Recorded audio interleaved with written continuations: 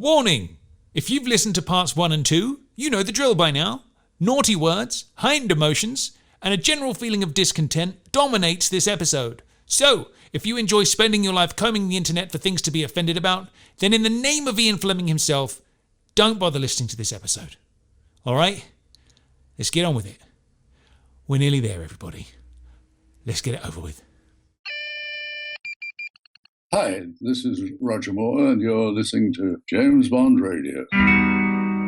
Hello, ladies and gentlemen, and welcome to James Bond Radio. This is episode 193, where today we'll be talking about our favourite film, Die Another Day, Part 3, Final Act. My name is Chris Wright, and with me is my good old buddy, Mr. Tom Sears, who's not as old as me, so I better not say that anymore. Hi, Tom. How are you? You all right? I'm good, mate. I'm good. Listen, I feel a bit bad about last week because I feel like last week we just moaned through the whole episode, didn't we? Yeah, didn't we, though? We just probably moaned. And I'm like, damn it. I don't know if that makes good listening for the people at home. But they wanted it. And we dished it up, didn't we? It's that what people have been asking for years give the people what they want, exactly, yeah. First rule of mass media, isn't it? But I thought before we get onto the final part today, which is probably the most challenging, to be polite about it. I like it. I thought I would play you a little something, Chris, right? Ooh, nice. I thought this will be an interesting game, right? It could be a new little game we play called Guess the Scene, right? So I thought we'd start with a little game this week. So I want you to tell me what film this is from, okay? And what scene, okay? So let's start with this. Ready? Okay, so 1 second. Yep. Here we go. Now, Mr. Jones, talk fast before your friend doubles back. Now, what film's that from? That's an easy one, isn't it? It's Dr. No, obviously Bond, chatting to Mr. Jones, the chauffeur, in Dr. No, yeah. Okay. Just after that car's pulled off on the side. Good answer. Now, what if I was to play you this clip? What film and scene is this, please? Okay. Geology a hobby of Strangways? And it'll stay dead. All frequencies are changed, immediately security is broken. That's Dr. No again, isn't it? Well, wait a minute, that's two different clips from Dr. No. Well, you're trying to stitch me up, are you, Tommy? What if I was to tell you, Chris, that that's not Dr. No at all, and that's not even Sean Connery speaking? What would you say to that? Yes, it is. It's Dr. No. Well, look, listen to it again. Right. Now, Mr. Jones, talk fast before your friend doubles back. Now, does that not sound exactly like Sean Connery? It is, isn't it? Well, it's not. It's actually JBR listener Paul Lally with what I rate as to be the greatest Sean Connery impression I've ever heard in all my life. Now, back in the summer, he sent me these clips, and I was like, you're having a laugh. You're pulling my leg. You've literally just ripped that off of, the Dr. No DVD. So then he sent me this. I promise you, Tom Sears, it's no joke. And I'm absolutely blown away. And then, so I said, I still can't quite believe that that's you. I feel like you've got Sean Connery there just doing that. Like one of those voice boxes like Diamonds Are Forever where it sort of changes the resonance of your voice. Or that. Now, I'm going to play this clip. He sent me a little video of himself doing this so I could see it coming from his mouth. And I'm going to lay it over the top in the edit so people at home can see it as well. There's an innuendo for you. But but check this. Right. Well, the new Miss Galore. And where do you hide your gold knuckles in this outfit? Mr. Tom Sears doesn't believe it's true. Dude. That's so good, isn't it? Unbelievably spot on. Yeah, that is immense. We've got Sir Roger introducing the podcast, obviously, because we interviewed him back in the day. This is Roger Moore, and you're listening to James Bond Radio. We could get Paul Lally to do this with Sean. We could do a whole interview, and nobody would. That's a good idea. We could let's just cancel this bit out. We'll start this episode again in a minute. We'll get Paul Lally on the show, and just don't tell anyone. We'll just have like clips from Connery in the films. No one will know. What we could say is Sean didn't want to be on camera, so we just put a photo of Sean up. Yes. Do the whole interview. Yeah. Get the major scoop of all time. Yeah. And away we go. But Solid. I tell you what's so amazing about this. Paul Lally, obviously, he was around for the Majesty's 50 celebrations, wasn't he, last year? Yeah, bless him. Yeah. And we ran into him at the Vasaska Dam, didn't we? Just before he did the Golden Eye jump. But he does a lot of voices. Now I won't send you all of them through because he sent me quite a few. But this one I think might be my actual favourite. It's so spot on that I can't help but giggle whenever I listen to this. So this is I could pass this off as a clip from Never Say Never Again, but this is Paul Lally with himself basically. So here we go. Situation from here, the world comes to me. You could run a small government from here. Oh no, I could run a large government from here. Isn't that amazing? That's amazing. That's another one where I would have sworn blind that you just played me a clip of Never Say Never Again. Because that's Klaus Maria Brandt, isn't it? His old Largo, Maximilian Largo. He nailed that right on, man. He has spot-oned it. 100%, that's insane, man. But good God, that's we salute you, Paul Lally, for mate, that is impressive. I think we should get him on and just like we could right. What Bond alumni do we want to interview this week? Right, come on, Paul, let's get you on board. Precisely what we could do, yeah. And we just in fact, should we just let everyone know that the Sir Roger interview wasn't real? It was actually Paul. Damn it, the secret's out 100%. But yeah, man, Paul Lally, well done, dude. That's impressive. Incredible. We will have to get him on at some point, and we'll just we'll get him to prepare some lines and get him to just top bloke as well, man. Movies. Yeah, top geezer as well. Right then.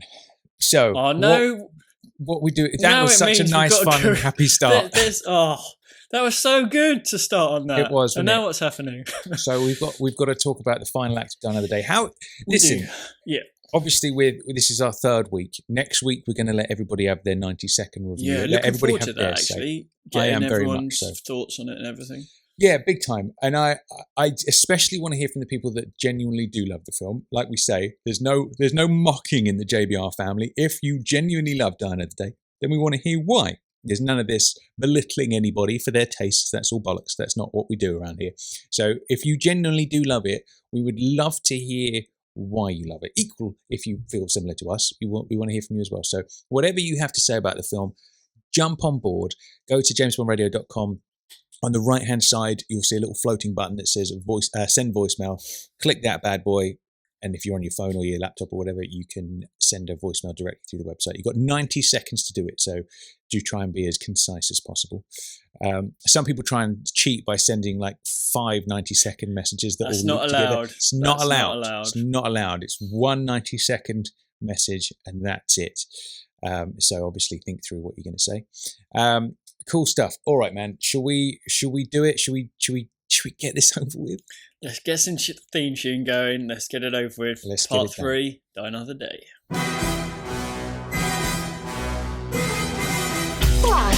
My name's Bond.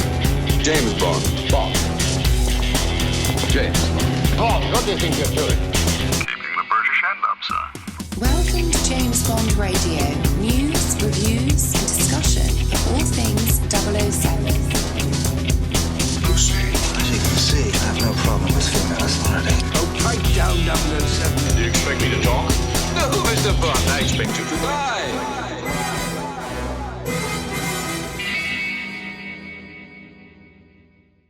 Okay, here we are, Tom. We've done part 1. We've done part 2. This is third act, the final third, Die Another Day. Obviously, we've had an interesting couple of episodes the last 2 weeks. We have, everything that we've said, we have managed to find a couple of grains of potential and a couple of little scenes or little lines here and there that we thought, actually, we could see what they were doing. That's decent. Obviously, not many, but we found a few. It'd be interesting if we strike it as lucky with part 3. I don't know. It's one of those things where, but there, I've always got at the back of my mind people sort of saying, "Oh, you just got to take it for what it is. It's just a fun thrill ride of fantasy craziness." Yeah, and I kind of get when people say that, and I think if it wasn't a Bond film, I could almost run with it, and I could go, oh, "Okay, it's out there, it's crazy, it's one of those films that's so bad you kind of know it's bad. It's so bad it's good. Yeah, so bad it's good," and I can get that. But not when it's a Bond film, because I don't ever want it to be so bad it's good. I just want it to be good. But that's it. That's the thing. That's the struggle, isn't it? Is because we love Bond so much, and we treasure him. And you think back through your childhood, growing up, and watching all those films. And as we often say, it's such a part of our DNA that it just is such a part of us, you know. And I dare say that goes for probably everybody listening to this podcast. And when you see it presented in such a haphazard way, like I suppose like last week was a good example when we were talking about the Q scene, and you had a fit of rage about Rosa Kleb's shoe that wasn't her shoe, and the jetpack that wasn't a jetpack, and all those kinds of things. And again, we were talking about Jinx with that awful CGI jump off the wall into the water, which could so have been done as a real stunt. You know, you could have done that. And it's that thing of, and again with Madonna's song, that was so not even half-assed, man. That she didn't even use one butt cheek. It was so lazy that it just boggles the mind, doesn't it? And when it's something we hold so close like Bond, when you see that happening, it saddens you, doesn't it? You know what I mean? But it's also, it's like a cumulative effect, because it's not just one thing or maybe a couple of things that were let down. It's so many different things, which is obviously makes the film what it is. But it also, in a weird way, kind of is putting all the crap together. So it's so at least it's not spread out through many Bond films where you've got a piece of crap here, a piece of crap there. This is all the crap together in one Bond film. So at least it's combined, so it's not spread out over the rest. Absolutely. So it does make the film what it is, I suppose. But yeah, man. All right. So should we get cracking with the third act? I'm very nervous about today. It has to be said. Come on, we can get through this. Right, we can do it. The last time we left Bond, he was with Hinks. They were in the sort of biome. They just broken out. There's a crossover. With Hinks? God, yeah, that would have been amazing. Oh, let's get Hinks in it. He was with Jinx. They just used Mr. Kill. Oh God, Mr. Kill. They just used Mr. Kill's hand to get them out. Bond told Frost to go and find Frost. God, I'm mixing everything up. Bond told Jinx to go and find Frost because she's MI6. Yeah. And he had unfinished business. So that's the last time that we saw them. Okay. So now Graves goes up to his sort of little mezzanine sort of area. Bond's sitting down. There's something on the desk sort of flips down. So you live to die another day. Now, we've had a number of Bond films that use the title within the film. I think You Only Live Twice is a good one. The Living Daylights is an interesting that's one. That's probably my favourite one. Yeah, it must have scared Living Daylights out of it. That's a cracker, isn't it? That's a belter. Obviously, The World Is Not Enough, family motto, that's a good one. What's your opinion of the Die Another Day one and how it's used in this scene?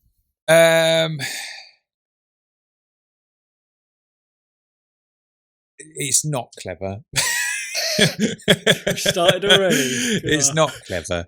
Like, so, you know, you go back to You Only Live Twice. You Only Live Twice, Mr. Bond. Makes sense, right? That's cool. Living Daylights must have scared the living daylights out of her. And as he's driving off, he's got that wolfish look in his eyes, that twinkle. Scene, Timothy looks the business in that moment, and I love him for it.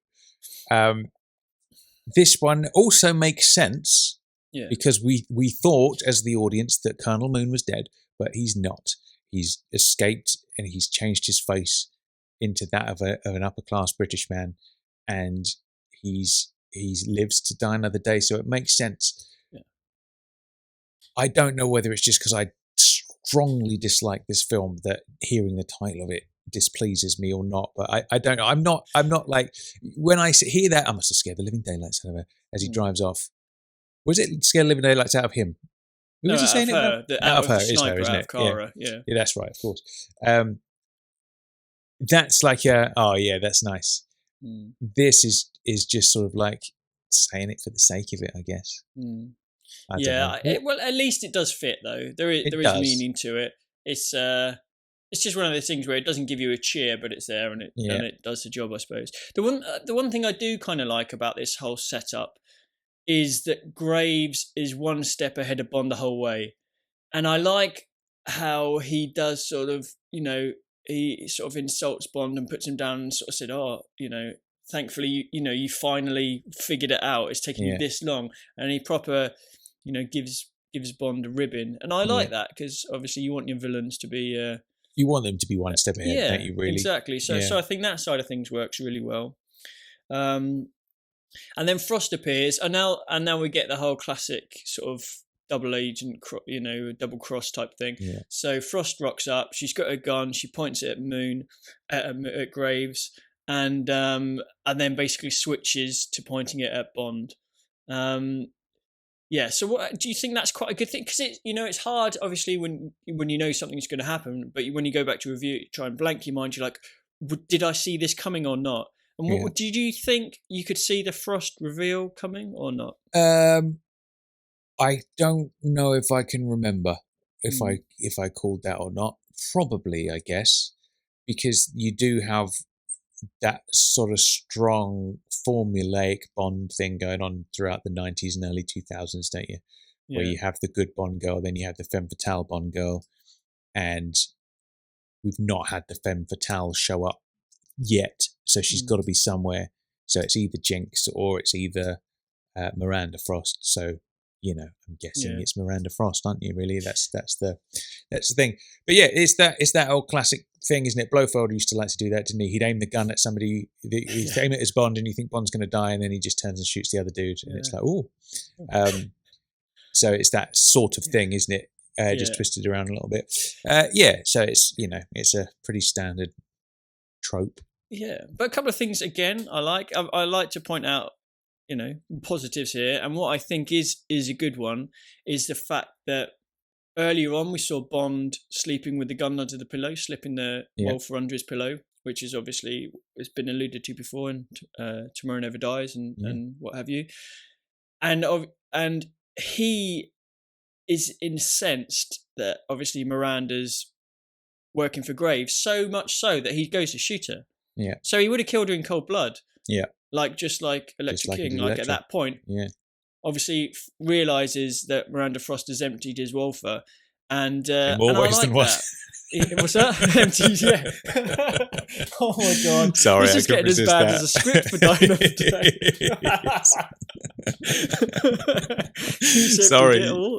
Sorry, you can carry on. Well. There we go. But I like that because Bond says it's an occupational hazard, and she's used it against him. So I think that's good. I like it. Yeah. Do you know what? There's something I forgot to mention, actually. Just you referencing Paris Carver there, brought it back. So you remember last time when we were doing The World Is Not Enough, and there's that scene, just to briefly segue, there's that scene where Elektra says to Bond, have you ever lost somebody close to you or something? And he sort of there's a pause and then he brushes it off. Yeah. And we're like, oh, well, there's the reference to Tracy. In my readings about The World Is Not Enough after we recorded those episodes, I read that the intention was that was meant to reference Paris Carver in the previous film, which I thought was quite interesting. What do you think about that?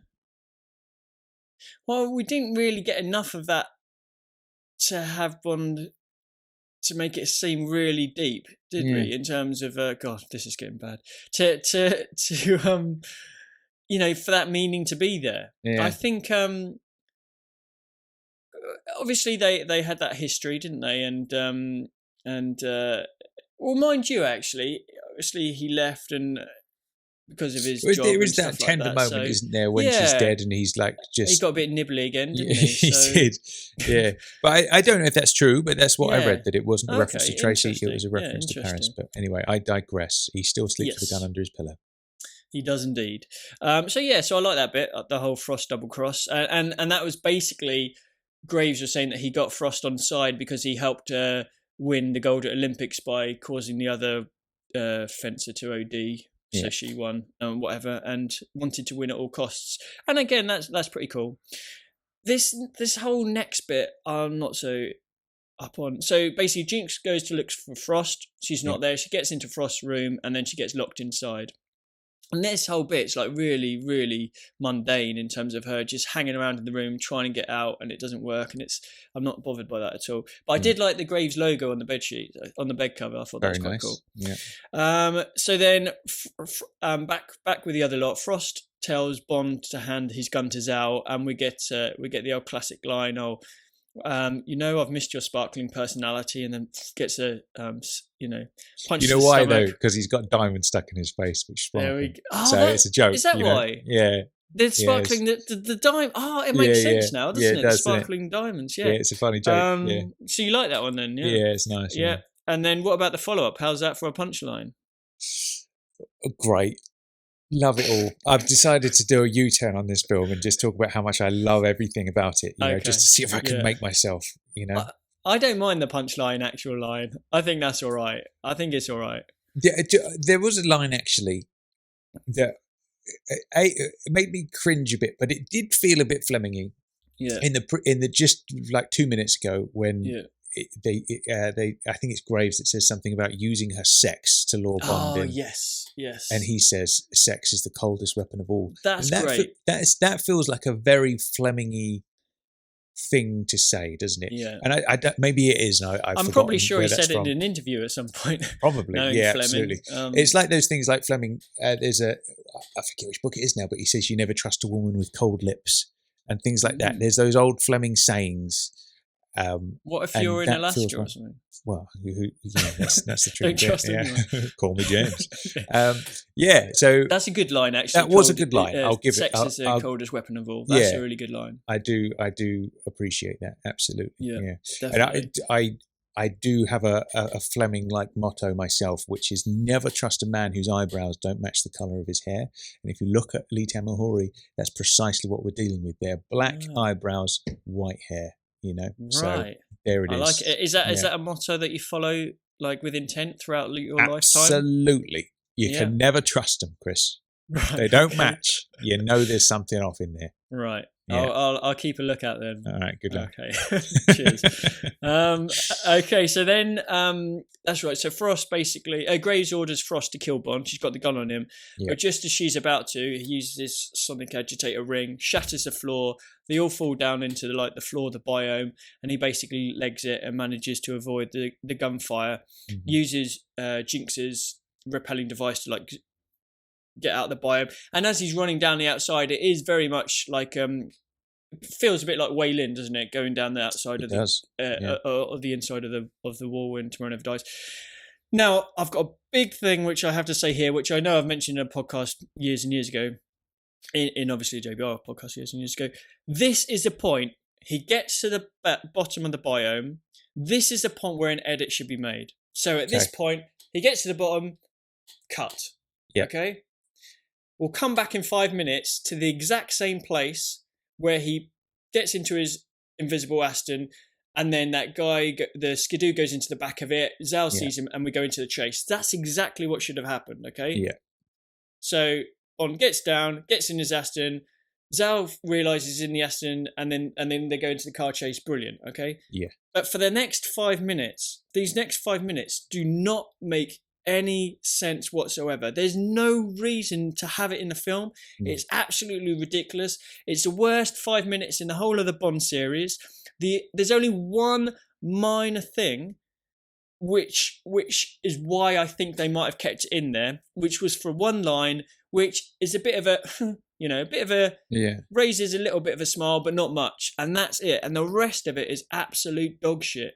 And so, it really is, man. This is the worst. This is my worst bit in the whole Bond series. These next 5 minutes, I really hate them. Chris, what scene is it you're referring to exactly?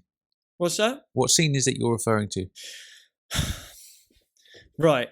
So, Bond steals Ice Dragster. Yeah. Why? What is his plan? What is he hoping to achieve? I know. Why? If anything, get in the Aston. Why get in the Ice Dragster? What's that about, Tom? What is it about? You would get in the Aston, wouldn't you? Because of course you would. You've got weapons in there. You've got defense mechanisms in there. You've got camouflage in there.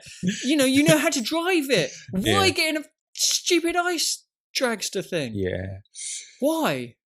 Tom, why? Tell me why. It's because it's empty thrills, isn't it? And when I say empty thrills, it's exactly the same thing as the A View to a Kill fire engine chase, isn't it? It's that thing. It's just to have a sequence in there that does not need to be there. And you're absolutely true. It doesn't serve the script at all in any way. Doesn't But it smooth doesn't the make story. sense. Like And with the fire engine, it's a dodgy scene, but he has to get it to get away from everyone. It doesn't make sense. So yeah, it's that thing. So he gets on the thing, which again is it sort of like a like we were saying, I think it was last time, that world of like those vehicles like Bluebird and all that kind of stuff, where it's like setting the land speed record. That so feels like it belongs to the world of Bond. Do you know what I mean? You could almost see Flimming out there back in the day, like going to watch one of those cars being, attempting the record or whatever. So I'm kind of on board with that concept, but you're absolutely right, and it makes no sense. He just bombs off into the middle of nowhere by himself, and it's such a chain of events of stuff that is just completely unnecessary. And you know it's there just for the sake of it. So here's what happens. He bombs off in the Skidoo, right, into the middle of nowhere. Dragster thing. In the ice dragster. Bombs off into the middle of nowhere. God knows what he's actually going to do once he gets there. He bombs off. They kick off the Icarus beam. That's thing. why they do it, is to show the Icarus thing. But like they could have. That's fucking lazy. And that's following Bond till at the edge of a cliff. He goes over the edge of the cliff and he's hanging on as the beam is literally slicing off the whole cliff face. And then the cliff face falls down. And then there's a tsunami.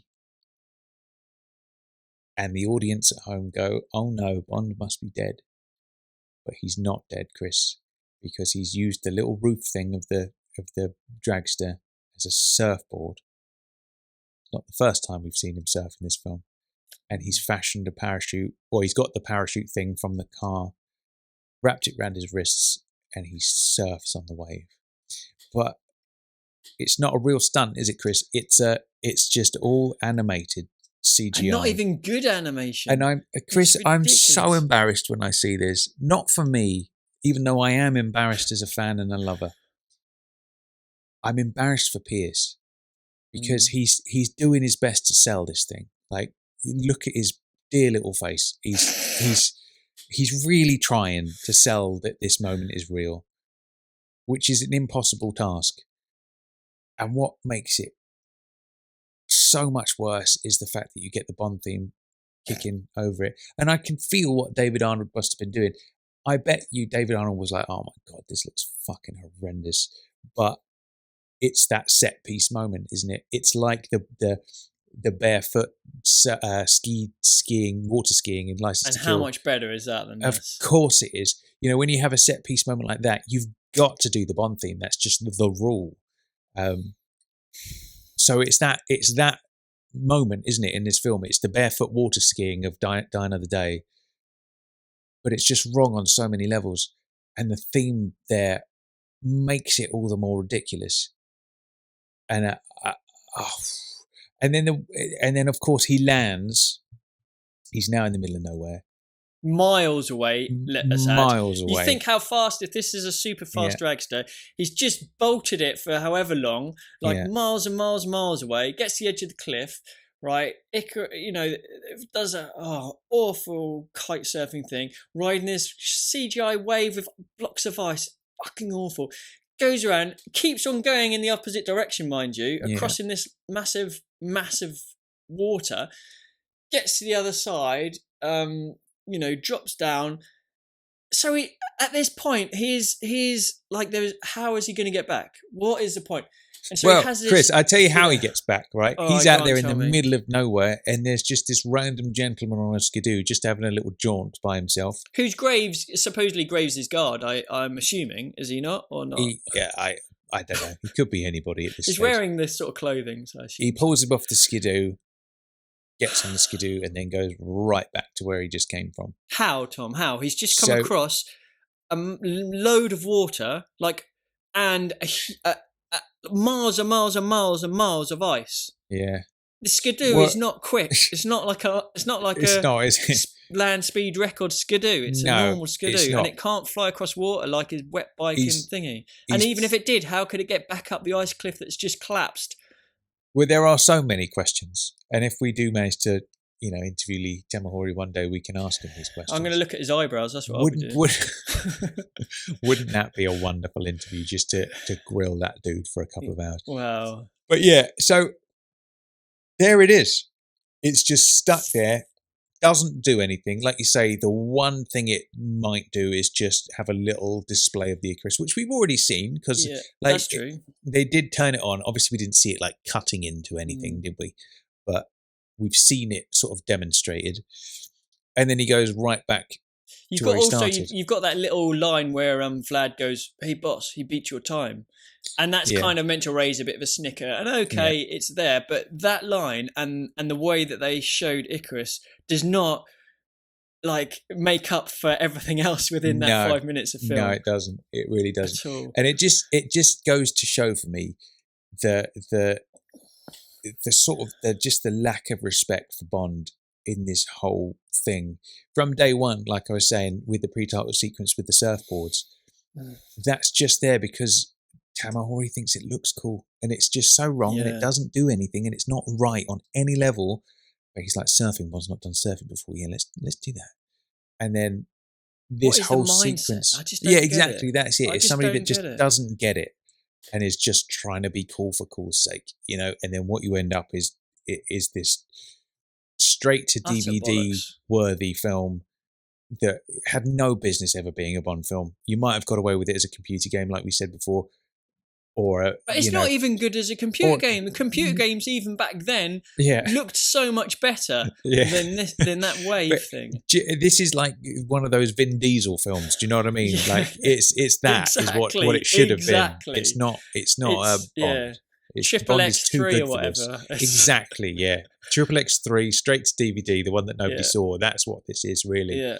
Yeah. And Bond is so much better than this.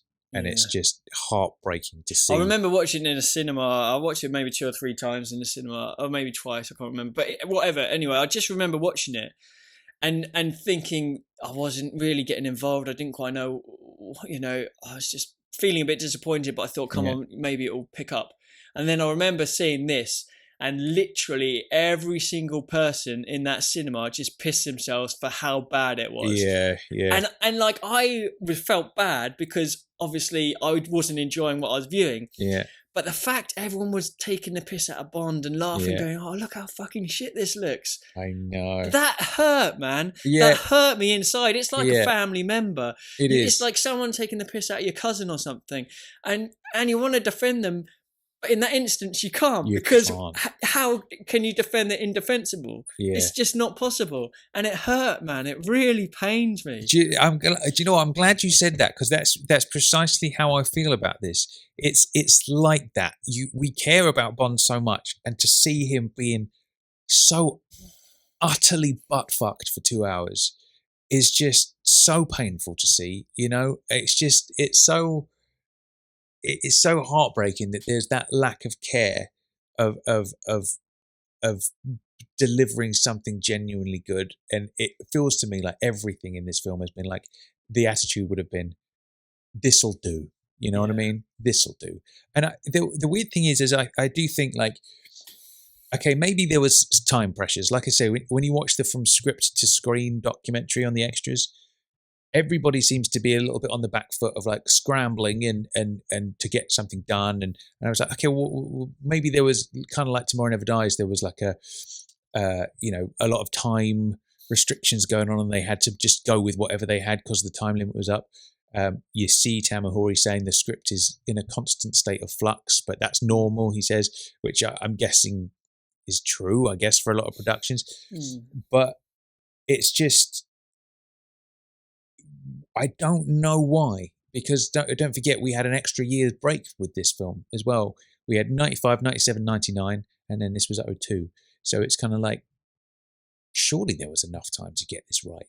So more to the point, I feel like, okay, maybe they did have that script, that darker script in place, and then maybe it was Tamahori that just swooped in and was like, nah, want to change all of this, and they let him do it, which obviously was a massive mistake. And maybe they learned from it. I really want to see that other script if it exists. Me too. Or just to see what it would have been like. And anybody out there who knows if they're available in any way, shape or form, let us know. Message to the Purvis Facebook page and or Wade whatever. will have a copy. They'll definitely have a copy, yeah. But yeah, it's just you do wonder whether I mean this I feel like was a lesson to be learned from, in the sense that they clearly knew they'd fucked up because of what happened afterwards. They sacked a perfectly successful Bond like Pierce, rebooted the whole thing with Casino, and I'm so grateful that they did. Despite the fact that I'd have loved to have seen Pierce do at least one more, just to have a, go out on like a For Your Eyes Only style proper thriller, that would have been lovely. Maybe they've learned from that, and then maybe Danny Boyle did want to go down some bananas route for No Time to Die, and they were like, let's not do this. We don't want to end up with another Die Another Day, and that's what they've done. And of course, when they let Dan Roma go as well, maybe they learned from the Eric Serra situation from GoldenEye. We're like, we don't want some bananas score on this. And maybe this is the positive, that we need to be grateful that this film exists, so it never happens again. It's that never forget thing.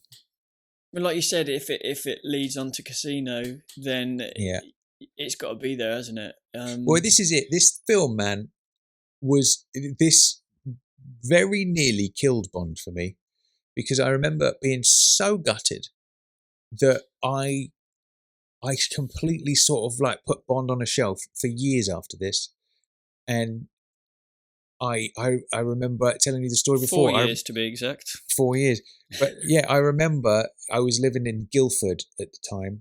No, I wasn't living in Guildford. Where was I living? I was living in Brighton, and I remember I was driving through Guildford, and I saw would have been 05, 06. And I saw the little tickets on the lamppost, and I'd heard they were filming a sequence from Casino just outside of Guildford.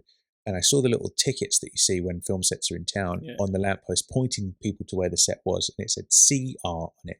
And I was like, there it is, look, that's where they're going to film Casino Royale. And the thought crossed my mind. I had a free afternoon. I was like, maybe I'll go down and check out the set or whatever. And then I went, it's probably going to be shit, can't be asked. And then drove home. Right? Now I know what a masterpiece that film is. Do you know what set that would have been, or what scene they would have been shooting? I have a very vague memory that it was something to do with an airfield or something. So okay. I don't know what it was. Maybe that's wrong. I don't know, but that's the memory I've got. It was like an airfield or something just outside of Guildford. So if I looked it up, I can probably find out what that was. But yeah, and that's how far gone I was. You know what I mean? It was like, based on the last one, this is going to be bollocks, and if it had been, I reckon if they'd dished out another equivalent of Die Another Day, that would have been it. It would have been like, all right, I don't something think else to... Yeah, I don't think it could ever really kill my love for Bond, but I think it would definitely have deadened my excitement for the future. It would be like, I'd have gone to see it, but my expectations would have been down in the gutter, and that would have been it. I'd always go and see a Bond film no matter what, but I would never expect it to be any good based on this one, if it had carried on like that. Yeah, but like you said, I guess hopefully mistakes have been learned. Everyone Indeed makes mistakes, and you can only get better from them. That's how we learn as individuals and film production companies. So there you go. hopefully lesson learned, and obviously with the last going into Casino and stuff, they were. So hopefully for the future things are looking rosy, but we'll see. Absolutely, 100%. Right, back to the film, Chris. Yes. What happens next? Okay, well, while the amazing tsunami scene was happening, there was a little clip where Zhao and Frost went to see Jinx in Frost's room, and as soon as the doors open, Jinx kicks Zhao in the face, and basically Frost tells her, "Oh, you're about to get wet soon." That obviously, Icarus is going to hit on the palace. Now, there's a bit here where the door, basically, there's two guards. There's Zhao and there's Frost, and they turn to leave. All four of them turn to leave before the doors shut. So the doors, I don't know, for anyone who's on YouTube, the doors are about this far apart, so maybe half a metre apart. Yeah. And Jinx could have so easily just squeezed through them. I didn't spot that. And she didn't even bother trying to make a mistake. It is it's so bad. And it's just ridiculous. She was basically watching the doors close while everyone else had their back to her. And like, if you're a secret agent or whatever, you wouldn't do that. You'd obviously try to escape, and that's a bit annoying. But anyway, so after Bond's miraculous sort of Skidoo recovery, and somehow he made it back, and seemingly in very good time as well. But when we see what else has happened in that time, so he gets back. And now this is the point where we should cut in. So this is when he ran to the bottom of the biome, cut, get rid of all that shit, cut back in at this particular point now. So this is where he gets into the Aston Martin. It's got the camouflage sort of thing going on. He wants to try and find out where Jinx is. As he's doing that, a Skidoo races into the side of the Aston, or the back of the Aston, flips the driver, and Zal catches it. And he's like, obviously recognises something must be happening. Yeah. And now Bond sets off, and we get Zal, who's got his own gadget car, which I really like. I think it's great. Like, I do like that concept. That's a good idea. That Bond is always the one with the gadgety car, and we've never seen that from a villain. And it's in the making of. They talk very much about it being like in the style of a dogfight between two cars. I don't know why a fight between two planes is called a dogfight. That's just jumped into my mind. Yeah. What's that got to do with dogs flying around the sky shooting each other? Don't know. But yeah, I do like that idea. Like, it's obviously when Bond has a car that's full of gadgets like that, it is the more fantastical Bond, isn't it? You know what I mean? Yeah. Rockets behind the headlights and all that kind of stuff. So in that setting, I'm perfectly happy for that. And it having that style of a fight between two cars, a car battle, is it's the more fantastical, more exaggerated Bond, but it's a nice idea, because if you think of something like a more down-to-earth movie like The Living Daylights, still has those fantastical elements in it. You've got that thing where he cuts the police car in half with a laser, and he's got that sort of afterburner engine thing, and the skis coming out the side. Like, that's a level of Bond I can get on board with. I love that car. Yeah, that's a cool car, man. Yeah. And then having that style of thing, but with a villain who has a similar set of tools at his disposal, I think that's a strong idea that I would support. And the Jag, the XKR that Zal's got, is a wicked car as well. Yeah. And it's got a decent amount of. I like that sort of machine gun cannon thing that it's got, and obviously they've got rockets and all sort of thing. Yeah. And it's very much a sort of a stalemate in terms of, they fire rockets at each other and the rockets hit and explode. Yeah. And what's your sort of opinion then? I don't think this is a bad sequence, actually. No, I like it. I like it a lot. I'm kind of on board with it. I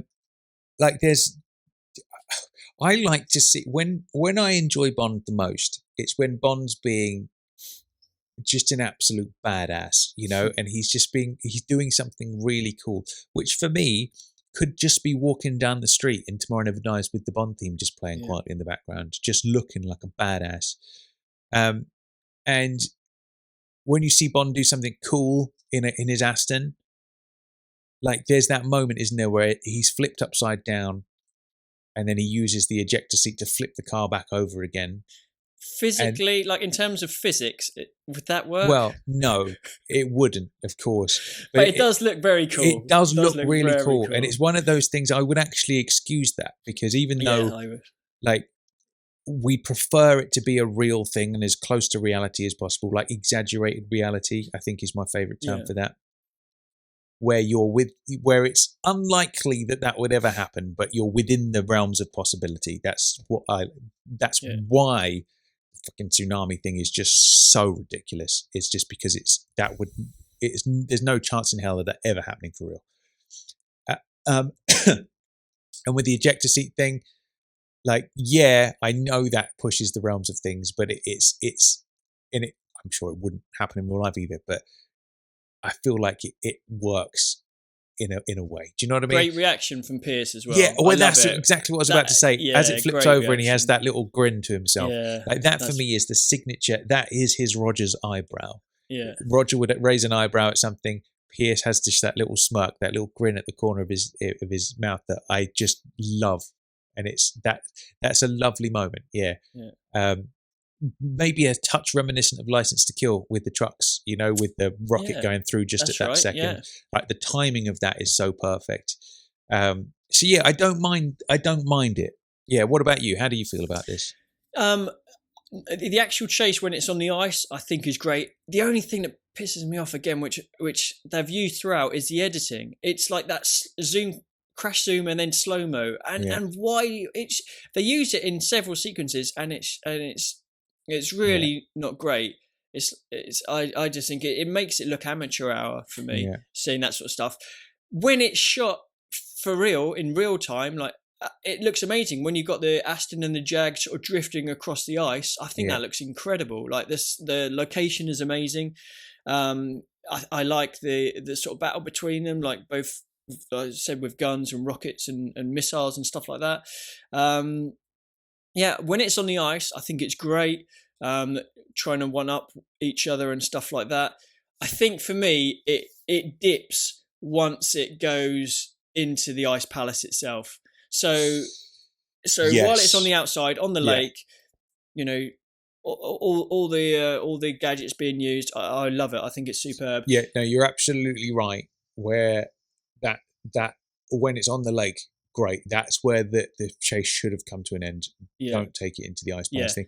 That crash zoom thing that you were saying about it being amateur hour, I do know what you mean as well, in the sense that, like, there's that sense of, if you watch somebody, you know, who's made a film or whatever, and they just overuse things, like, you know, if you open up your editing software and there's like 50 different transitions you can use, they cram every single one of those in there just because they can use it, not because they should, you know what I mean?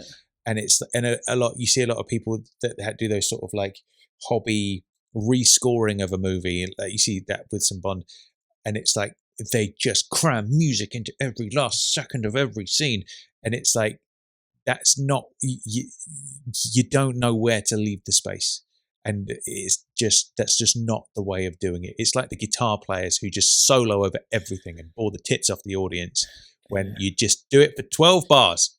Give me a 12-bar solo and then shut the fuck up. That's what it is. Yeah. And you know, that sort of crash zoomy thing, maybe do it once if you want to show off, but not over and over again, please. No. And there's stupid bits earlier when Zhao comes to see Graves when Bond is in the dragster, and all he does is turn, and his leather jacket sort of in slow-mo goes through the air, and it's like, why do it? Anyway, it's proper annoying. But now by this point, Graves has turned Icarus on, so it's blasting the ice palace at the time. Graves, Frost and Vlad, they're on board the Antonov, the big plane. Obviously, as Icarus blast is happening, the room that Jinx is starting to flood, so she's obviously getting a bit worried. At this particular point, as we said, the chase moves into the ice palace. It's all right. I mean, this is where it gets awful for me. I don't think it's all right. I think this is where I start cringing again. Yeah. You've got Zhao trying to fire at Bond, and then all the structure of the ice palace sort of starting to collapse and stuff. And it just looks like ramps going up covered in water, which is obviously what it is, but it doesn't look great. And there's no sort of suspense. It just is nowhere near as good as it was when they were on the ice. And then it gets to that point where obviously Bond gets to the top of the level or whatever. Zhao is parking up, and Bond is kind of horizontal to horizontal to him, sorry. And Zhao has that sort of thing comes out the front of the Jag to sort of ram him, and then it goes camouflage restored sort of thing, and then Bond does the whole reverse up. Again, the editing is so shit here. It's really annoying. Like, but it's blatant. Like, if you're a professional editor, you've got to cut when it's meant to edit. You don't hang up. You don't leave extra frames in there so it's slow. I'll give you a good point in a minute. But basically, so Bond reverses up. Obviously, Zhao goes to drive off the Jag, and Bond's not there, and he plunges into the water. Yeah. And then Bond is in the car, and he presses to retract the spikes. So, like Living Daylights, the Aston, they've got these spikes. He retracts the spikes. The car hovers on this slope for about half a second to a second before actually moving. If he took out the spikes, it would go straight away. Yeah. What? It does not make... You've got to edit properly. This film is the worst edited Bond film by a million miles. Like, editing is an important thing in films. Yeah, of course. And the editors, just abysmal on this film. That probably gets my... grit It's up going to more be all than right, anything. man. We're going to get through this together, Chris. I promise Yeah, you. I We're getting close to the end, and we're going to be all right. And we've got such a good film to review next time, so we can look forward to that. It's going to be all right. I feel like I need to climb through the screen and just come and give you a cuddle for a minute. I know. It's just frustrating. Anyway, okay, Yeah. so obviously Zal's plunged off the end. Oh, did you realise? I don't know if you knew. You know the voice in the Aston. Right. Camouflage restored. That's the same voice that's in the BMW in Tomorrow Never Dies. I didn't pick up on that. That's All quite right, interesting. Very nice. But aside, right? So Zal's plunged down. Bond's in his car. Bond drives back round, shoots the ice chandelier, which plunges into Zal. What do you think of Zal's death? Do you like that? Are you a fan of that, or you're not sure? You don't mind? It's functional, I guess. I mean, I'm not. I can't bear It's not this whole. hoisted by his own petard or anything like that, though, is it? It's not like a memorable thing. No, we like a petard to be hoisted. Don't we? We do. And maybe there was some glimmer of it being a diamondy chandelier. Yeah, but even if it is, yeah, it's still not that good. Yeah, it's all right. What would be Zal's petard then? I don't know. What do you think? I was just thinking, if there is, well, I don't know if like a diamond. What can attract a diamond? I was just thinking, obviously, if they were metal, it would Women, be different. Chris. That'll do it. That will do it. Yeah. Because obviously, I don't know if the diamond could go through or not. I don't know. We'd come up with something better anyway. Yeah, we would. Too seem to not even think of it. Right. Okay. So. And then we get that whole idea. So Bond, he knows he's used thermal imaging, so he knows that Jinx is in the room. Drives the Aston straight in, crashes through, water's going everywhere. Jinx lands on the bonnet. He uses the ring to shatter the windscreen and drags her in. Yeah. And then we get that sort of slow-mo stuff again, where he's grabbed her and he's like a hero rescue. And then he jumps into the warm water in the biome to like warm her up and gives her a bit of a feel and starts giving her the old kiss of life and all that. Now, I'm not bothered by it, really. Did you think of Vesper during that? Yeah, what with the water and the drowning and stuff. Yeah, and I tell you what crossed my mind. Very much like the Vesper sequence, just obviously nowhere near as good. Not even in the same league, not even the same sport. Yeah, but you have that thing. Do you remember we learned this years ago during the whole Thunderball thing about the snorkel kiss? Do you remember that and how that was a deal? Do you remember that thing? So there was the snorkel kiss in the book, and that was a feature that came up in the court case with Flimming. Oh yes, yeah, and everybody mocked it. So it's kind of like that. And you have the underwater kiss of life in Tomorrow Never Dies with LYNN, don't you? That's true. Yeah. But this whole thing of her drowning. And then that sort of like the way he's carrying her and stuff. For me, it reminded me of that Vesper scene, but just even though it came out before the Vesper, really shit version. Yeah, of course, but like just a really shoddy version of it. Yeah, I don't really feel any chemistry between them. Like, there's a bit that we're going to come on to later on, and I think he felt closer to Miranda than he did to Jinx, really, in a weird way. But anyway, Miranda.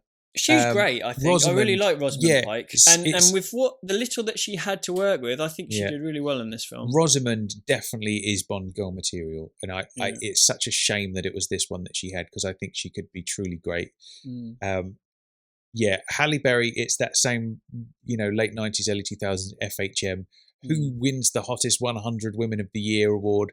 This year it's Halle Berry, so she gets the Bond girl job. That is strange, though, isn't it? Because they go Terry Hatcher, Denise Richards, Halle Berry, and they're all from that same formula, wasn't it? Group, isn't it? And it's just. I mean, dude, when you think back to Terry Hatcher, and it was name blank. Monica Bellucci. Monica Bellucci, that's who I'm thinking of. She was, the second choice or whatever for that role, and can you imagine how much better she'd have been, and how better suited to Bond that character would have been, played by Monica Bellucci, than Terry Hatcher. Like I say, there's just something about the American Bond girls. I'm not including, but they didn't do it in Goldeneye. Obviously, they're two really, really cracking actresses. They didn't go true. down that route. So why did they suddenly change it? I don't know why it is, but it's it is what it is.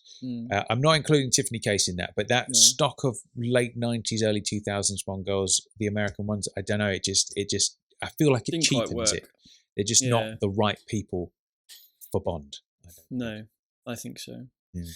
Right. Okay. So we finish with Iceland. We finish with the Ice Palace. We're now at a US command bunker. Bond arrives with Jinx. They are in this jeep. They drop down into an underground bit. They're met by Robinson, who informs them that 80,000 troops have been mobilised north of the demilitarised zone. General Moon is under arrest following a coup. And then they arrive at the control centre where M is there and Damien Falco is there. M is having a go at Falco for not telling her about the fact that Frost and Moon were on the same fencing team in Harvard and stuff like this. Now this is the second cameo for Mickey G, if the first one is actually Mickey G. So we see him quite a lot in this scene, and he's actually credited as a character as General Chandler. So we see him around. He's around the screens quite a lot, and later on in it, he gets a couple of lines of dialogue as well, which so you see him quite a lot. Falco basically tells Bond they're taking care of Icarus with an ASAT launch, basically sending up a missile to destroy it in 1 hour. Why 1 hour? Just do it now. What are you going to do for the next hour? What press the button now. I don't get it. Why wait an hour, Tom? Do they? Is it on a ship maybe, and they have to wait till the ship gets in range? I don't know. It is on a ship because they use the same footage as they did in Tomorrow Never Dies. There you go. Yeah. So it is on a ship. So maybe that is the case. But yeah, it's just one of those things. I guess. Yeah. No, that's right. And so basically they work out where the Antonov is in the North Korean air base, and so. M is basically says she's sending in Bond, and Madsen. Falco's like, well, we're not letting you do this by yourself, and tells Jinx she's going with him. And so we get to this scene where they're sort of under this sort of camouflage net beside a fence. Bond's got basically a sniper gun. He wants to take out Graves. Yeah. And again, the scripting here is really, really poor. So we've got Jinx saying, vehicles, some top men, or something like that. There he is. There's Graves or something, and it's really, really poor, man. Really, really poor. And I do like the fact that Bond's is a bit Living Daylights here. He's set up to aim to sort of kill Graves. They're talking about the windage and all this sort of stuff, which seems quite professional, and it does bring back a bit of Daylights. And also he gets blocked by a vehicle, which is kind of like Dr. No and the Three Blind Men in reverse. They try to shoot Bond and a vehicle comes, which I thought was quite a cool touch. But it just seems really... Well, they could have handled it better, I think. Yes. Just before this happens, though, how do you feel about that switchblade thing? Oh God, that's before this, isn't it? Yeah. Oh no, I forgot about the switchblades. Well, they're bad, aren't they? Sorry, I beg. I think I must have blanked it from my memory. So that's right. So they're in that aeroplane, aren't they? They get on these things. I mean, again, they look computer game-y, don't they? They don't look. Do you know? I like. Let's compare this to the Halo jump from Tomorrow Never Dies. Yeah, I like the Halo jump. I think that's cool.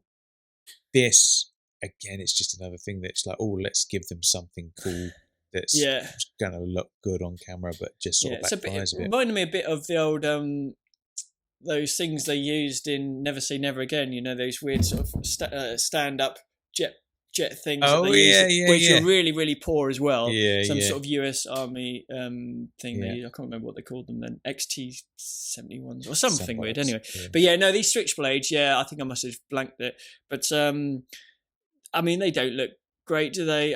They do the job, but again, it could be handled differently, I think. It could be handled differently. And we have Vlad, who informed Graves about the ASAT launch, and he basically says Icarus will swat it from the sky or something like that, and basically destroys a missile, doesn't it, with the Icarus blast? And then obviously, we're in the air base. What's your whole feeling about that bit? It's, when they see the plane starting to take off, it's one of those things again where it's like they get the little wire cutters out and snip. Why didn't he use a laser in his watch? Well, there you go. How long will it take to cut? Yeah, cut, exactly. Cut? But then the crazy thing is they literally catch up to a plane that's taxiing off to take off. Yeah. Climbing through the wheels of the plane. Just, oh God. Yeah, it's just... Yeah. It's just yet another thing. But this whole section at the end, I just find so terrible. Like, this is the hardest bit. Well, a tsunami wave aside, this is the hardest bit of the film for me, I think, this whole Antonov section. That fucking suit that Graves wears just looks so bad. You know when he's got that sort of goggle eye thing when he first spins around, and you're meant to think, wow, he looks awesome. Look, he looks scary. He looks amazing. Like a fucking bellend, doesn't he? He looks like a right bellend. It's just so laughable. I'm surprised the others didn't say him, actually, because he called the three generals up. I'm surprised they didn't just start laughing and pointing at him and taking the piss out of him. Exactly, yeah. This is just so comic book, isn't it? It's like it's awful. When you look at a lot of the comic books of Bond, like do you remember we talked to Alan J. Porter once upon a time about the illustrated Bond and all that?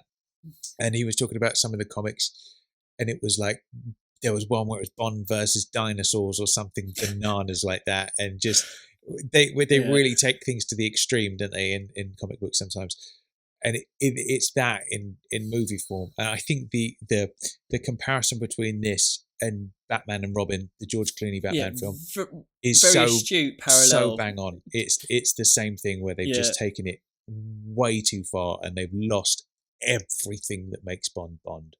But at least the Batman and Robin, Batman was kind of based on comics initially, weren't they? Or at least they're kind of from that background, whereas Bond has nothing to do with that. That's what makes this worse, is because when you look at, Caped Crusader 60s Adam West Batman, which I love, actually. I love that as well, man. I used to love that when I was a kid. I had a big crush on Batgirl, actually, in the whole suit. And me, Yeah, and... and especially you've got your thing for gingers, haven't you, with Fiona as well? So she was right up your street. Fiona's anyway, so over the top, so camp, pow, zap, thwack, and all that kind of stuff. But that's kind of lovable, isn't it? Yeah. And there's obviously that DNA in the Batman and Robin film that they were kind of going for. But oh God, yeah, that's not Bond, man, is it? No, it never has been, and hopefully never will be again. Oh, hopefully we don't. Yeah. Okay, so basically, Graves tells one of his guards to fetch his father. So his father comes in, sees obviously Graves, and Graves reveals himself as Moon, and the father doesn't sort of believe him at first, and then he sort of says that line about the best strategist. I don't know, whatever it is, It after doesn't war enter is won battle or until something. the war is already won. Yeah. Sun Tzu's The Art of War, isn't it? Yeah, that's exactly it. And then General Moon kind of, cradles his son's face. He's like, "My son, what have you done to yourself?" And initially, Graves looks as if he's happy that his dad has kind of appreciated it, and then suddenly he's like, "Oh, hang on a minute, his dad's not happy," and we're meant to feel that emotion between them, father son, they're falling out and all this sort of stuff, and again, it doesn't quite work. I don't think. Graves basically shows his dad the power of Icarus. They blow up all the mines, saying that North Korean can go straight down to south and conquer it and everything like this. And it's not. It doesn't quite work for me. What do you think? No, it's not. It's so contrived, isn't it? It's just not what you do. So he's got his suit on. He uses Icarus to blow up the mines. That's been seeded there from the very beginning of the film, isn't it? When he talks about was it 1 million mines or something stupid, something crazy, like that between North and South Korea. And so while all that's going on, they're sneaking through the plane, Bond and Jenks, and then Graves does that electric shock thing on his dad. Yeah. Not sure why that electric shock function is needed on that suit, but yeah, it's weird, isn't it? And also, he's got that power arms on one hand. So if he's electrocuting his dad, it's going into his dad's body. But if any other part of his body is touching his dad, that electricity will flow into him as well. Hey, good science knowledge, Chris. So it should really just be one hand. But if his other hand's holding his dad, it's going to electrocute himself. Yeah. Because it will flow through his dad into him. Of course, yeah. Which, obviously, I don't know if they thought about that. But anyway. So, he electrocutes his dad and then basically shoots him, doesn't he? Yeah. And this is the other thing that annoys me. I don't know if this is David Arnold or if it's Tamahori telling David Arnold. But I love the score. I think the score's great. Some really, really good cues. But I hate this whole sort of gladiator-esque music, with a sort of choral type singing and it works in Gladiator because it's a Roman epic, and it works, but it doesn't work in Bond. I'm not keen on that particular bit of music at all, really. Yeah, I didn't pick up on that bit, to be honest. So I have to re-listen, but this is a struggle, isn't it? I'm sorry, really listeners. I really am sorry. I do feel for everybody listening at home because I feel this series of episodes can only bring disappointment to people. Yeah. Because they're like all rubbing their hands together. Let's hear them talk about Die Another Day because it's not very good, and JBR always looks to the positive and all that. Yeah. Okay. Let's be positive. Okay. So Jinx, she enters the cockpit, takes over the plane, so she's now flying the plane, okay? Right. We've got Bond. Bond watches Graves kill his dad. He's got a gun. He's about to shoot Graves when a guard comes along and knocks Bond's arm. Oh, what happens? Oh no, the bullet goes through the glass window. We get a bit of Goldfinger depressurization going on here. The plane's going out of control. People are flying everywhere. It's like, oh, what's going to happen? This is crazy. And then loads of them, like Vlad and all the generals, get sucked out of the plane. They're like, poof, out the window. Jinx is trying hard to get it under control. Luckily, they get to the point where it gets to a certain altitude where the depressurization doesn't matter. She's got the plane under control. Everything looks like it might be all right. But then obviously Bond and Graves start their fight and it's really hard and it's really tense. It's really hard hitting. Jinx then has a sword against her throat and we see Miranda Frost dressed in a lovely, ravishing number, I have to say. Chris, that is the one positive, I think, in this whole sequence. I don't know why she's dressed like that. It doesn't look practical for where she is and what she's doing. Tom, I like it. I appreciate the effort being made there. Yeah, definitely. Absolutely. That's wonderful. She's got the sword against Jinx's throat.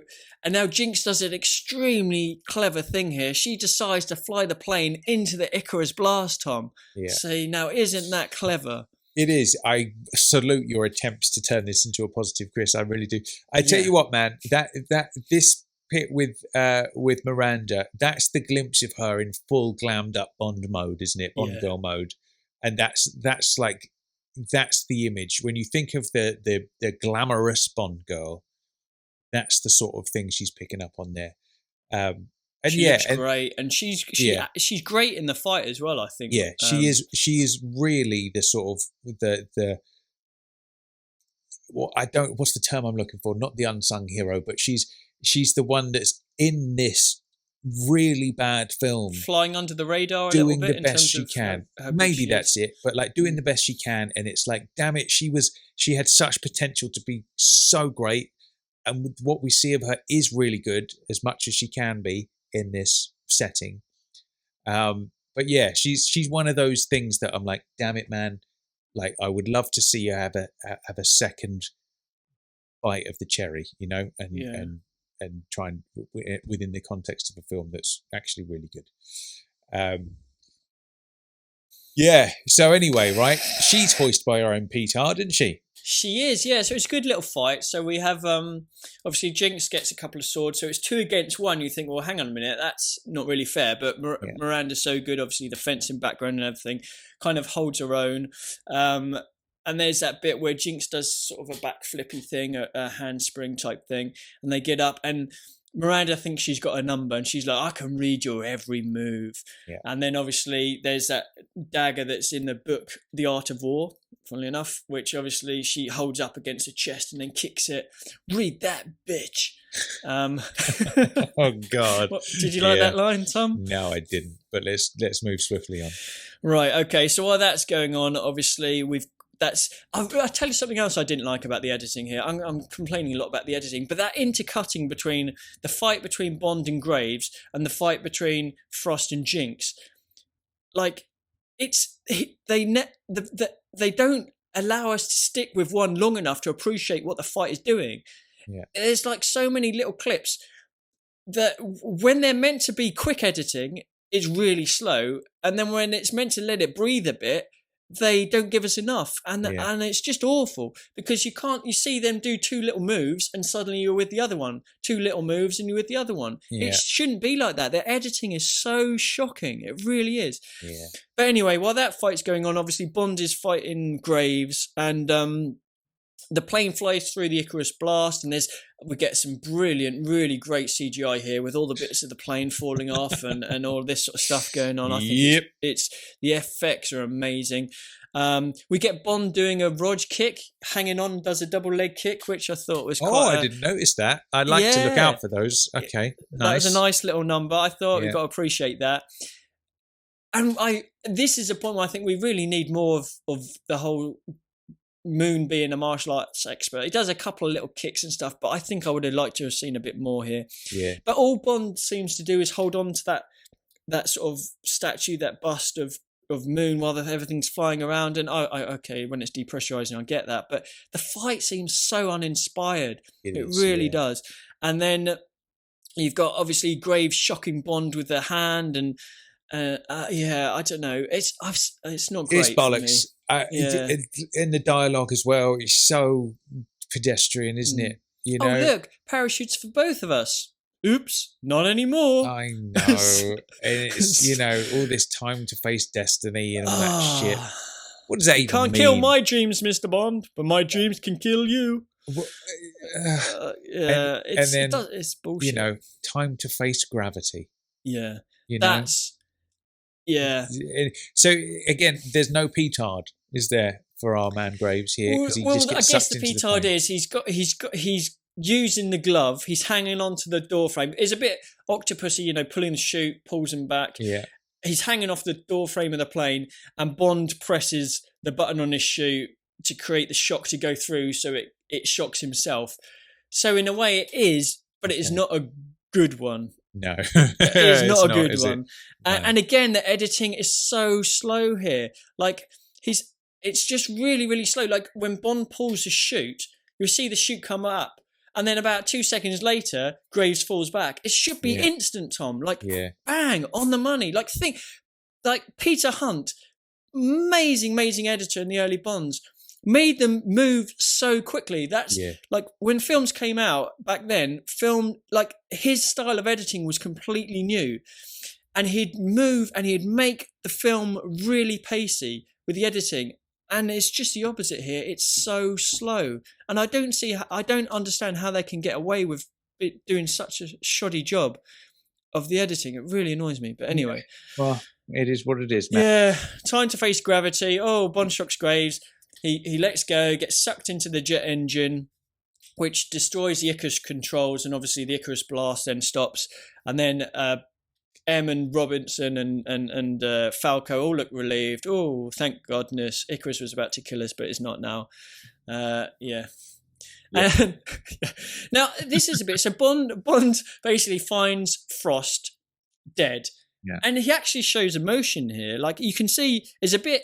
Electric King-esque, not quite that heavy, but he's slept with Frost. He knows she's an MI6 agent, even though she's the double cross. He knows she's bad, but he has that moment. Well, I think Pierce's Bond, I think, does have some element of vulnerability to him. Like I always say about Sean, a lot of people say they'd love to see Sean had he done Majesties. And I'm not so sure. Like I don't. Sean is. I never saw Sean as being vulnerable ever, and I can't imagine him doing that final closing scene in Majesty. I thought Lazenby nailed it, to be honest. He absolutely did nail it, 100%. But I don't know whether I could see Sean doing that. But Pierce he's definitely got that side to him. Yeah. For example, you see that moment with Paris Carver dead. After he shoots Electra, there's definitely that moment where he feels something. So I feel like Pierce's Bond, if he slept with them, then there's a feeling there, and if they end up dead, even if they are a baddie that's double crossed him, there's that moment of sadness that he feels for them. I think, because you do see that throughout the series, don't you? Definitely. About his films, brother. Yeah, that's right. And so obviously Jinx then sort of speaks up, and we see that she's there, and then basically, this whole next section is abysmal as well. So they get to like the base of the bottom of the plane, and Bond tells Jinx to open the doors again, a bit like Daylight, with the plane and the back door dropping down. And Bond starts the sort of conveyor belt thing, and they both get into the helicopter. The Lambo falls out, the Ferrari falls out.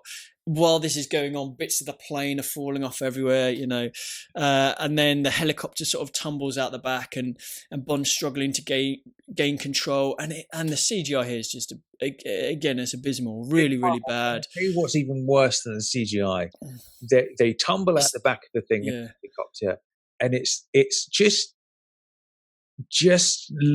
watch Halle Berry. Yeah, I know. I was going to say that her reaction is looking out the window. It's so bad. Appalling. Terrible. Yeah. God, it's just terrible, man. I'm so glad you said that, because I thought exactly the same. Yeah, it's just not good. And obviously, he starts up the chopper like an inch above ground, and then they're all safe and everything's okay. Can you give a bit of leeway in terms of, obviously, when they're acting in that particular scene, they'll be in a fake helicopter against a green screen, and Tamahori is saying, right, now you're falling backwards, and now there's bits of the plane coming to hit you. React to it. Like, that's not good either, is it? I have no. Halle Berry is obviously a superstar. You know what I mean? Oscar winning. So it's not that she's shit. It's just it's what they have given her in this film, and that's precisely what it is. They're sitting in this chopper thing with Tamahori yelling instructions at her, and she's just got to do the best she can. I'm embarrassed for her, is what I am. I'm not, hassling the poor woman. I understand the situation she's in, and I understand that there ain't you put Christian Bale in that chopper, and he ain't going to do a better job either, is he? No. It's just awful. Now, how do you feel about this next sequence? You see Bond go into Moneypenny's office, and they start making out, and they do the old clear off the get on, and they give her a good old C&2 or whatever. Obviously, then it comes back to the virtual reality thing. What do you think about that? I like it. I think it's really sweet. Yeah. Because, I think Samantha Bond's Moneypenny and Pierce have such good chemistry. That's definitely some of the best moments in all of the Pierce's films. His and Moneypenny's scenes are so good. Yeah. And we know, she's obviously keen on him. Obviously, GoldenEye, there's a bit of a frostier reception, but she is keen on him. And I think it's just really sweet. I really, really like it. And seeing them sort of mac out and on the table, and then obviously Q rocks up, and it's very hard, isn't it? And all that sort of stuff. I like it, Tom. I like it. I don't think it's poor at all. I think it's sweet, and I really like Samantha Bond. I love. I do. Lois is Moneypenny to me. She is the number one, and I think she always will be. I also love Naomi Harris's Moneypenny. I think she's amazing. Samantha Bond, I think she's my second favorite Moneypenny. I think as much as I love Naomi, I think she's there's just that glint in her eye that she's just got. There's a real chemistry between her and Pierce, and they really click. And yeah, I do like that scene. I do think it's quite funny. You think about last time round when he gives her the cigarette case. One of these. I know exactly where to put that. Yeah, there's always been that, cunning linguist. There's always been that back and forth of real naughtiness between them. I think they're the naughtiest Bond and Moneypenny coupling. You know what I mean? Yeah, I think you're probably right. Yeah, I think you're definitely right. Actually. I think it fits in perfectly, and it does make me laugh. That so I'm So it's a bit of a shame, really, because we've just had the plane scene, which, as we've both ably described, is dog shit awful, and then we've got this really, really nice, sweet scene, which I really like. I think it's great. I would go, it's brilliant. But we have to have another scene beyond that, don't we? We always have to have the scene of Bond with the Bond girl at the end. Okay, so this particular one, we start off with the sweeping vista across the sea. We sort of coastal cliffs. We see a hut, and we see the helicopter beside this hut, which they obviously randomly found or knew about. And we get to see Bond and Jinx inside, lying on a bed of diamonds, playing with diamonds in her belly button. And the dialogue, the dialogue? It's horrific. She's like, leave it in just a bit longer and all that kind of shit. And it's just, oh God, it's just so cringe. I mean, at least this time we're not seeing the full coitus in action. If that had happened now, that would be abysmal, yeah. But yeah, diamonds in the belly button. Yeah. And then that whole thing, I'm so good, especially when you're bad, and it's a real shame to sort of have to finish on that. Yeah. Do you know what, man? I think that when you think back to the early films, you've got Dr. No. Even they're in that little boat and he's holding onto the rope, being towed away, and he just lets the rope go, and like that's such a nice ending. What are you doing? This is no time to be rescued. Goldfinger down. That's such a great, great line. Brilliant. This is just bollocks. Yeah. And I'm pained. I am actually in pain reviewing this film, and I feel like I've become everything that I don't like in the world. Like I said at the beginning with the JBR manifesto in episode 1 of Die Another Day, like that sneering film reviewer, like critics of anything, like are just not that valuable. You know what I mean? Like when somebody's put their hard work into something, it's like, well, even if it didn't turn out well done for trying. Do you know what I mean? That's ultimately the message there. And critics, their job, all they do is shit on people. That's it. That is literally it. And anyone can shit on everyone. All you have to do is to go on Twitter, social media, and everyone is a critic, and everyone shits on everything these days. And that's totally not how I ever want to be. And I feel like I've become that in 3 episodes, and I kind of hate myself a little bit for even doing this.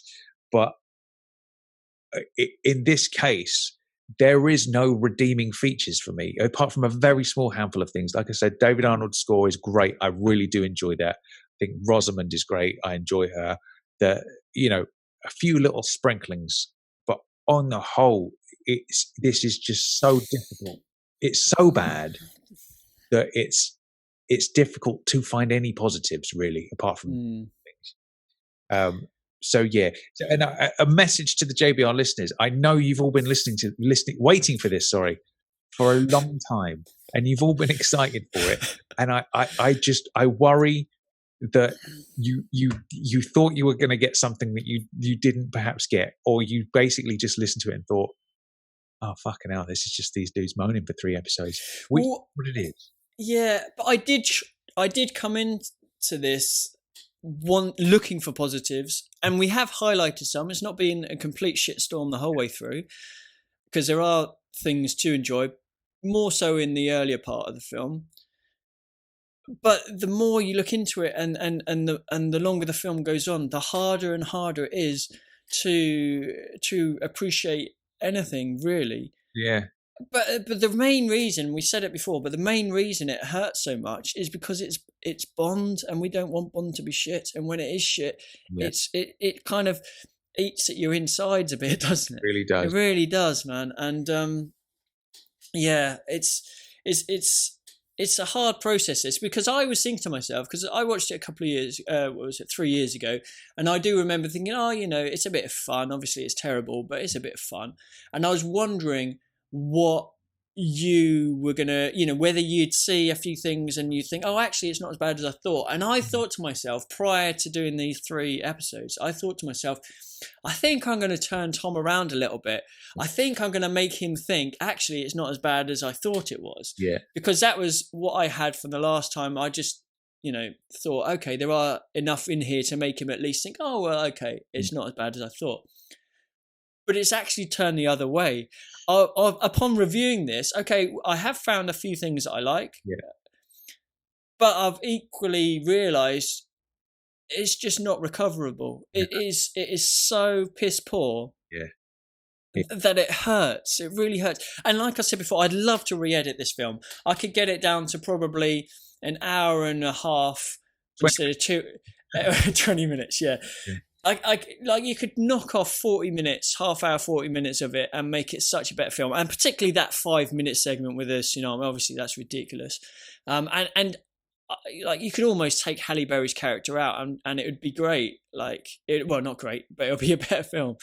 But yeah, I don't know. It's a tough one. It is tough. And like you say, what makes it harder is it's something that we love so much. And to see it like this is just horrible, It's it's like when you see a once great legend. It's like if you're back in the 70s and you go and see David Bowie in concert at the height of his powers, and then years later you see him, like his career's taken a nosedive. He's not sold any records in years and he's become a has-been, and you see him playing some cover versions down the local pub and you're like, shit. He'd still be good though. Yeah, but like imagine, you know what I'm saying? And it was like just this dude that's just completely fallen from grace. And you look at the greatness that he was, and then you look at him in this corner of this pub, and it's just that same feeling of disappointment that you would feel, that same deep sadness that something was so great, and now look at it. Obviously that never happened to David Bowie, but yeah, I know what you're getting at. I guess, yeah. I know what you're getting at. But at the same time, man, maybe this is how nature works. It's like some things swing in one direction, and then time passes and it swings in another direction, and it becomes the opposite, and everything evens out over time. And I think maybe we just needed this film because ultimately, you had the 90s period of Bond. And I would say most people are probably in agreement that Pierce, great Bond, but the films just weren't. He didn't have the greatest material to work with the exception of GoldenEye for me. I think GoldenEye is a masterpiece. The other two, good films, but there are things that, they don't rank amongst truly great Bond films. And then some people they do. Well, yeah, they're not bad by any stretch of the imagination. I suppose, that sounded harsher than I meant it to be. I think that those two I've really enjoyed. Tomorrow Never Dies and World Is Not Enough. They love a lot of things about them, but again, they are following that formulaic 90s thing, aren't they? And it's kind of like, okay, the decision was made with this to do something different, which was absolutely the right move to do. Let's, Bond tortured and all the rest of it. But then they didn't follow through on that, and it just became this humongous disaster. And then, of course, we see what actually happened. And they're like, we've taken things too far. We need to just reboot this whole thing. Let's start afresh, clean slate. Boom. And then we get probably the best Bond film ever made 4 years on. So if the price we have to pay for Casino Royale is Die Another Day, then I will pay that price, Yeah. No, I'm completely in agreement. And the fact is that we can talk about changing things, we can talk about editing bits and pieces out, but it is Bond history. It's not going to change. No matter how much we might want to amend things, it is there. It is a part of Bond history. And the great thing is you don't have to watch it. And that is true. Honestly, say this will probably be the last time I ever watch this film. I don't see the need to ever sit through it again. Yeah. Maybe ask me in 20 years, maybe, my twilight years or whatever I'll be in. maybe a bit longer for that. Yeah, hopefully, yeah. Maybe I'll revisit. But yeah, it doesn't leave me with a good feeling, and it doesn't leave me with that so bad it's good feeling either. No. Just bad. Yeah. Well, I don't think I'll be watching it for a while either. I'm very impressed. Agent Gale has only watched it once and realised, and then was like, right, I'm not going back there again. Yeah, well, maybe we can get him to watch it. Dan, if you're listening, why don't you revisit it? I would be interested to hear about your thoughts on the. I'm sure he'd love to after listening to these. Yeah. To see Dan's expert eye cast on the editing, I'm sure it'll be as disgusted as you've been. Yeah. There we have it. So do you think it's been a success, these last 3 episodes, in terms of? No, I feel very strange about it, because obviously this is the most anticipated series of episodes. Everybody's always banging on about Die Another Day, so we had to do it. My concern is that it's like that be careful what you wish for thing, because we always, celebrate Bond. We look to the positive. We acknowledge the negatives, but we look to the positive, raising Bond up rather than shitting on him. And that's been impossible with this film. And I do wonder whether it's just been a downer for everybody at home, or whether, I don't know, because it's just the two of us chatting, maybe people are listening at this and absolutely loving hearing us tear into it for once. But I don't know. We'll have to find out. I'm sure if we look in the comments on Facebook or whatever, we'll find out the general feelings. But tell you what, Chris, next week, of course, it's the 92nd review episode. So we will hear from the JBR family. Like we said at the beginning, go over to jamesbondradio.com, click send voicemail, the little floating button on the right-hand side, through your phone, through your laptop, send us your 90-second review of Die Another Day. And we want to hear from you, whether you love it, you hate it, you're somewhere in between, whatever your thoughts are. Even if you just want to send us a consolation message to just, try and perk us up a bit after the last bit, you can do that as well. That'd be very sweet. But there it is. So, Chris, I think we both need a little bit of cheering up. So it is time for the Guess the Quote round. Bond, James Bond. Very nice. That was awful. It was very good. I liked it. Right, I've got a quote for you this week, mate. Are you ready for it? Do you not want me to do mine from last week? Oh, yes, I do. About that. Go on, give it to me. Yeah. Okay. So the one that I had from last week was, you ready? Yeah. Both of you. Let's hear it one more time. Okay. Both of you. You know what? I was confident about that last week, and now I'm not confident. My brain's gone dead. I think what did you have? Because you did mention something last time, didn't you? Give me a clue. Give me a hint. Okay, it is a late Roger. A late Roger. Yeah. I think it's Octopussy then. I think you're right. Okay.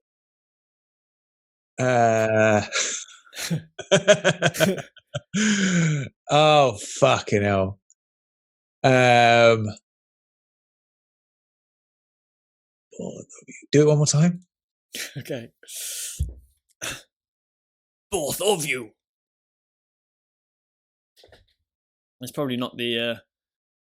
I'm not going to get it. I know. I've got a feeling. I know it's Octopussy, but yeah, go on. So it's in the Russian set. When basically Orlov and Gogo are having a go at each other, and then the head guy said, "Sit down," and then Orlov carries on speaking. He's like, "Both of you." Yeah, nice. Yeah. All right. Cool. Cool. Very nice. Okay, I've got a potentially a very tricky one for you this week, mate. I'll be very surprised if you get this. Okay. We'll obviously find out what the answer is next time. So my quote of the week is, there you go. There's a good lad. I'm going to do it again. Oh, that's a good one. Go on then. There you go. There's a good lad.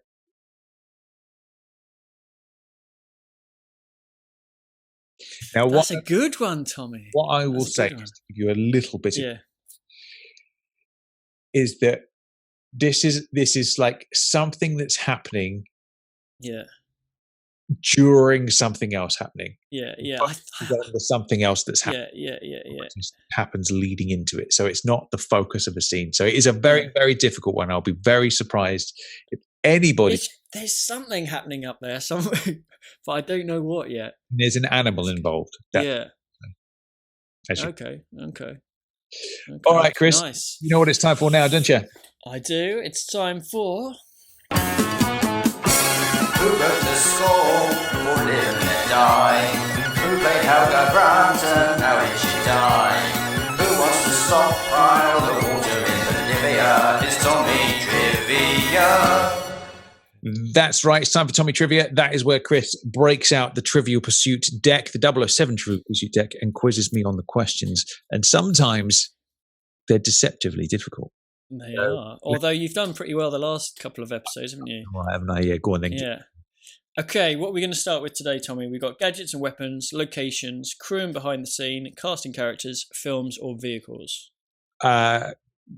Locations. Locations. Okay. First question. What city does Moneypenny drive a Land Rover through? What city does Moneypenny drive a Land Rover through? That would be Istanbul. It would indeed. Superb. On to crew and behind the scenes. Who directed The Man with a Golden Gun? Who directed The Man with the Golden Gun?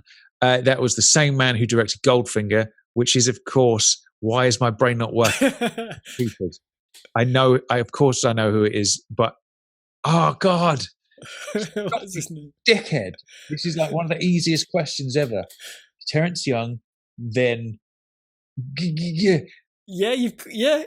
on the right track. I know it's a G. Yeah. Oh, fucking hell. I'm totally... Shall I give you the initials? Yeah, go on. GH.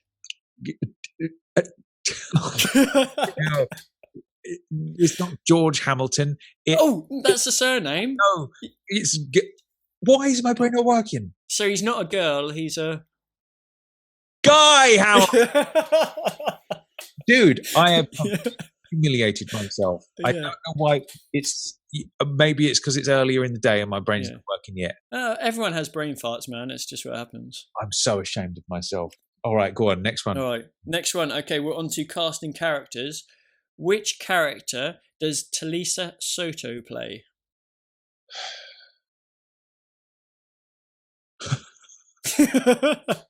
Oh my God.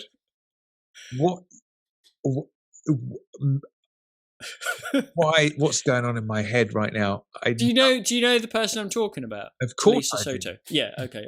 So you know the film License to Kill? Yeah. Okay. So Mrs. Yeah. Exactly. Yeah. But my brain stopped working. I can give you. What about you being 40 and losing your memory? I can give you the initials. I'm going to need them. LL. Lupe Lamora. Yes. Yeah, see? Straight away. Why is my brain not working today? Yeah. All right. Yeah. Okay. So on to the films. How much does the Fabergé egg achieve at auction?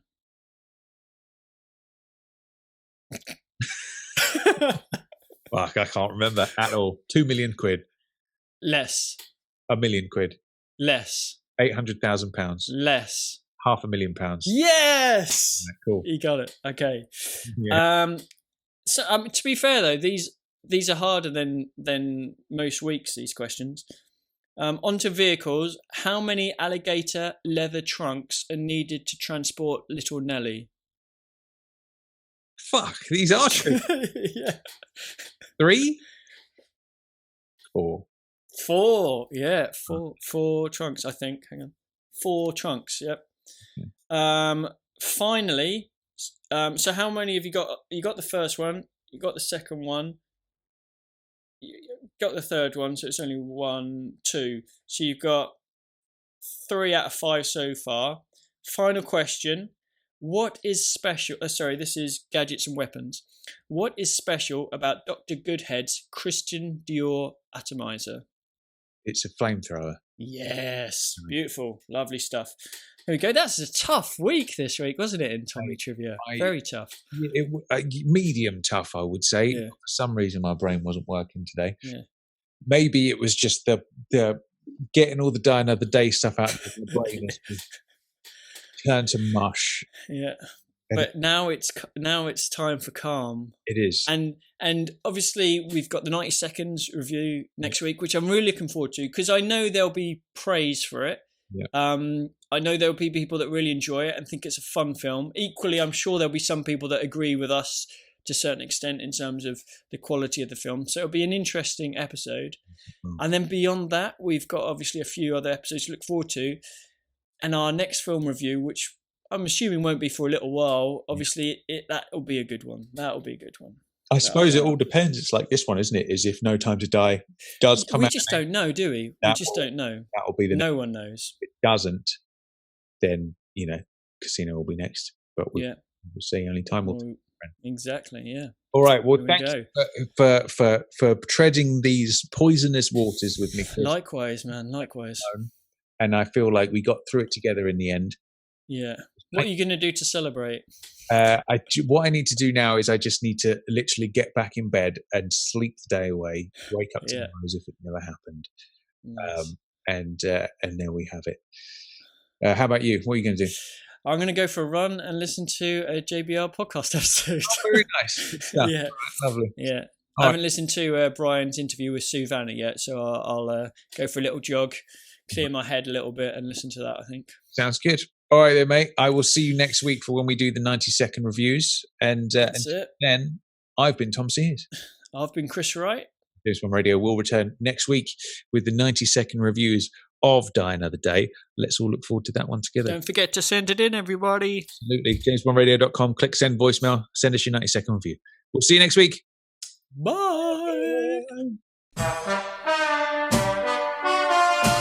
Hope you enjoyed the show. Good night.